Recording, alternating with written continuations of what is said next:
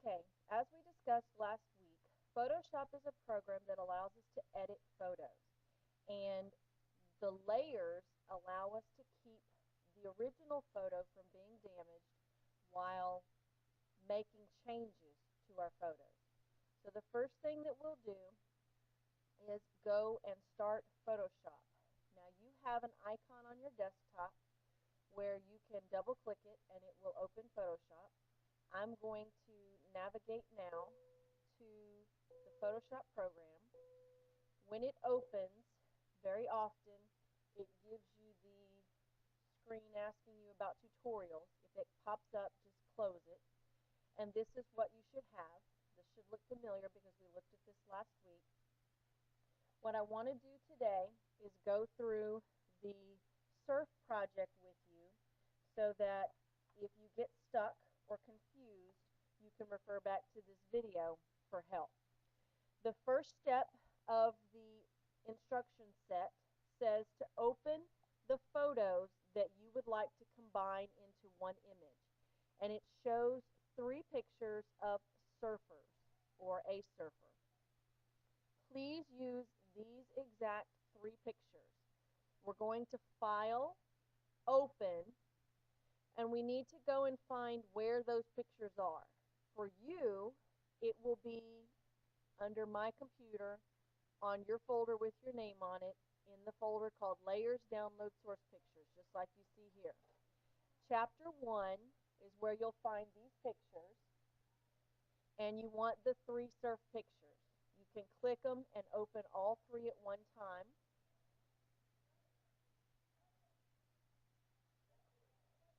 When they come open, notice that they're all going to pop open in a separate window. It's taken a minute to load all three of them. Okay, so we've done step 1. We're going to move on to the next step, step 2, where it says create a new document to hold your new image. Okay, so here we're going to go to File, New, and it tells us the settings to use. Okay, it says let's create a brand new document to hold what we're about to create. Click on the File menu and choose New. I know that I want my new document to be wide because I want to combine all three of these photos next to each other, so I'll make it wider than it is high. So right here, make sure that your your measurement is set to pixels. Some of yours may be on inches. If it is, you need to change it back to pixels. That's going to affect the size of your document if you have it on anything other than pixels. So right here in the width box, you're going to enter 2,000.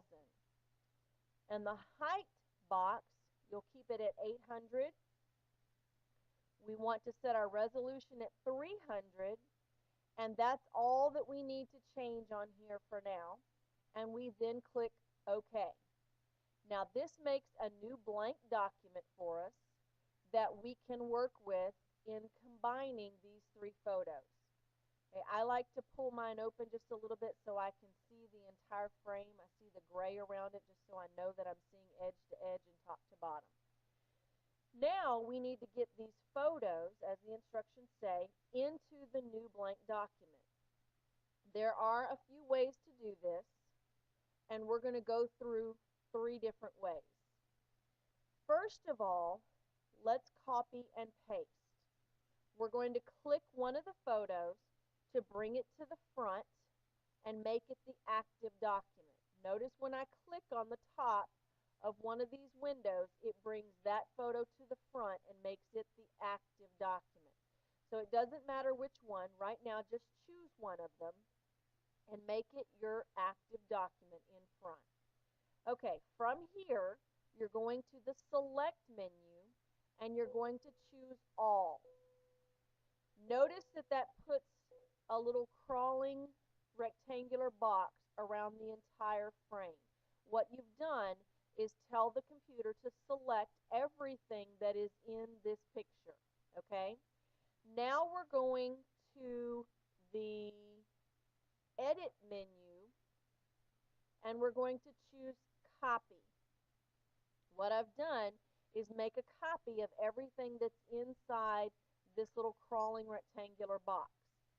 Now let's go to the blank document, as the instructions say, and I'm going back to the edit menu, and from here I'll choose paste, and it puts a copy of that picture into my new blank document. Okay? We can move this around. Make sure that you're on the move tool. We can move this around, and I'd like to put it over here on the edge of the frame and keep an even amount of space at the top and the bottom of the picture. You want some white space at the top and the bottom, and just eyeball it and make it about even. Okay, so now we're going to try another function for copying and pasting these other two pictures into the frame. Let's go back to this one that we just copied. Now I can close it because I don't need it anymore. I've already copied it into here. So I can close it out and clean up my desktop a little bit. Okay, it says, by the way, we're not going to use the edit menu for these anymore. We now have keyboard shortcuts that we can use that will do the same thing. So let's click one of these other documents and bring it to the front.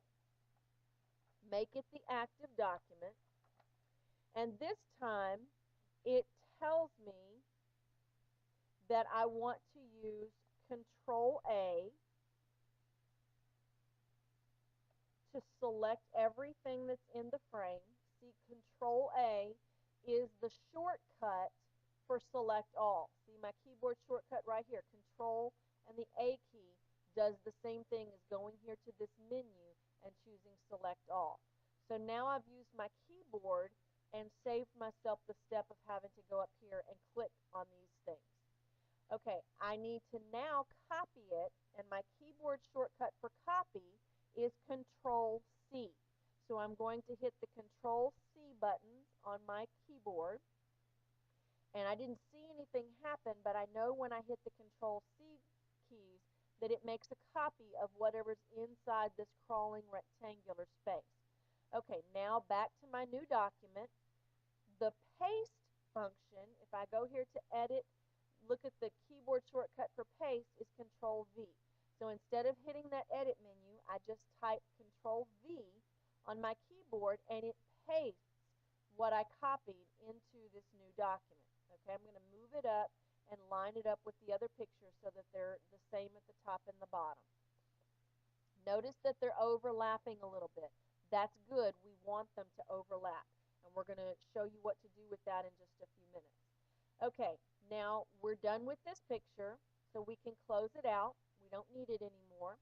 Let's click our final picture and make it the active picture. Now what the instructions tell us now is that I don't even have to use those keyboard shortcuts of Control A to select all, Control C to copy, and Control V to paste. What I can do is a very quick click and drag movement that does exactly the same thing. What you'll find is that there are usually many different ways to do the same thing in Photoshop. This one happens to be the fastest and easiest, and this is the method that I like to use. It's called the click and drag. So once again, all I do is make this my active document by clicking on it and bringing it to the front. Notice over here in my layers panel that I have the the background layer. All I have to do is click and hold down on it and drag it to the new document and let go, and look what it does. It does exactly the same thing that I did with all those keyboard shortcuts. And then all I have to do is move this one into place. Notice that I've got the overlap here, but I want the photos to overlap, and you'll see why in just a few minutes. Okay, so now I have taken you through step 5 on your instruction sheet. Actually, no, I've taken you through step 6. So from here, we're on step 7. It says before you move on, go ahead and close the 3 photos. We've already done the other 2, so we'll close this one and get them off of our desktop. So now the only thing we're looking at is the new document that we've created. We don't need those open anymore because we've already copied them into our new document. Now notice how part of the surfer image on layer 1 is being hidden by layer 2.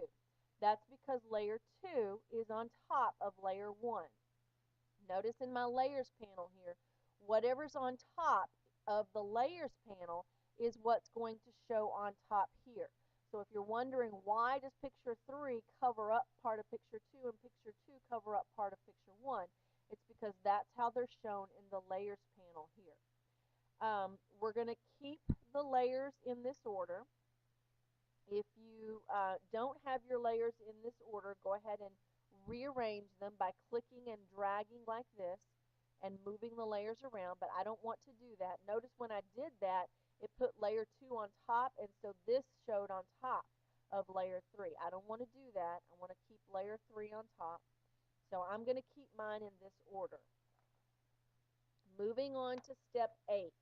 Now here's the only place where the instructions are a little bit different from what you need to do. It says to blend these with a size 400 pixel brush, but I want you to actually make your brush about 100 pixels.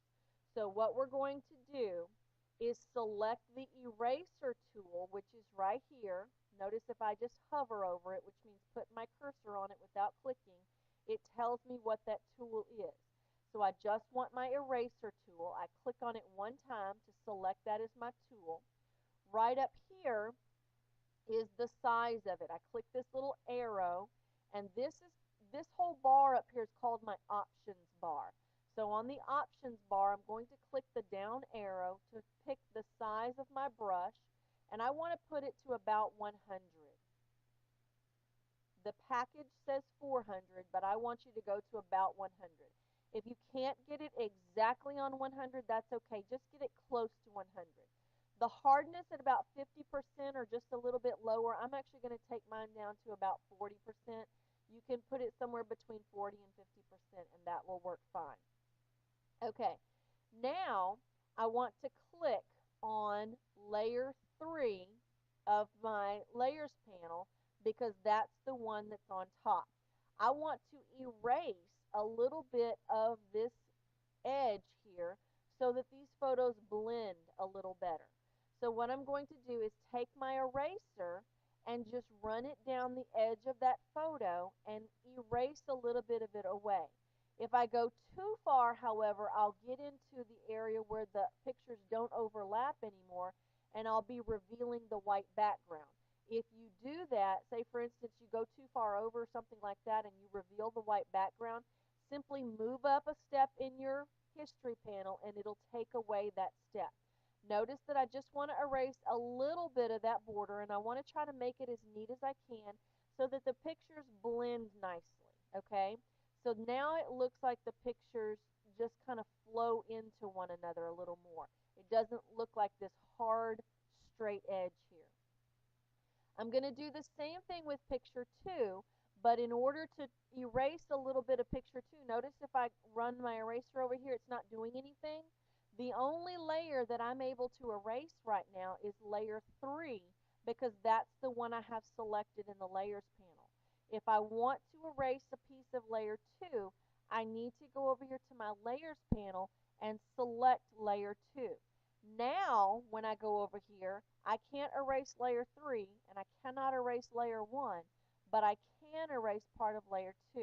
Notice when I take some of this off and help blend these photos together, it softens that edge and the photos blend together a little bit better. So this is what it is telling you to do in steps 8 and 9, okay? So once you have finished that, we're ready to move on to step 10. Now it says the blended photos are starting to shape up, but I think they'll look much better on a black background. So we're going to create a new layer by clicking on the create a new layer icon, which is right down here in my layers panel. I'm hovering over that. Notice it says that's called create a new layer. So if I click one time on that, notice what that does in my layers panel. Watch the layers panel when I click on that. It adds a new blank layer right here. Wherever my cursor was at the time, in the layers panel, it's going to add it above that. So before I made that new layer, let me go back in my history and show you what it looked like before. I had layer 2 selected. So if I want, wherever I want that new layer to appear above, I click on that layer. So if I want it to appear above layer 3, I click on layer 3, hit the add a new layer, and it puts the layer above layer 3. Whatever layer I have selected, again, when I click that button, it's going to put the new layer above that. So what I have here is the new layer, okay? Now let me find my place in my instructions. It says this adds a new blank layer. We're going to fill this layer with black by choosing Edit, that's over here, Fill, and when we get to the Edit Fill dialog box, we're going to choose where it says here Use. I want to click this, and I want it to do black. And then I'm going to say OK. Uh-oh, look what happened. I've got my layer filled with black, but it covered all my other stuff. Remember that I said whatever layer is on top in my layers panel is what is going to show on top of the other layers. So because I want this to actually be the background to the photos, what I need to do is click and hold on this layer and drag it down here underneath the 3 photos, the layers with the photos of the surfers, okay? And notice now I can see my photos, and the black is the background instead of the main part of the photo. Okay, the next step it's telling you is to go back to File, Open, and we're going to find the surf logo and open that. Okay, now we have our surf logo. I want to copy this surf logo into my new document. Notice over here in my layers panel, this one has 2 layers. The black background, just like our new photo, but it has the logo on a layer by itself.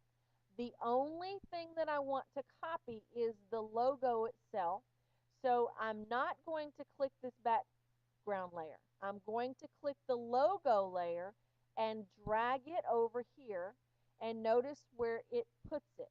It's underneath these pictures, so that's why it's not showing up.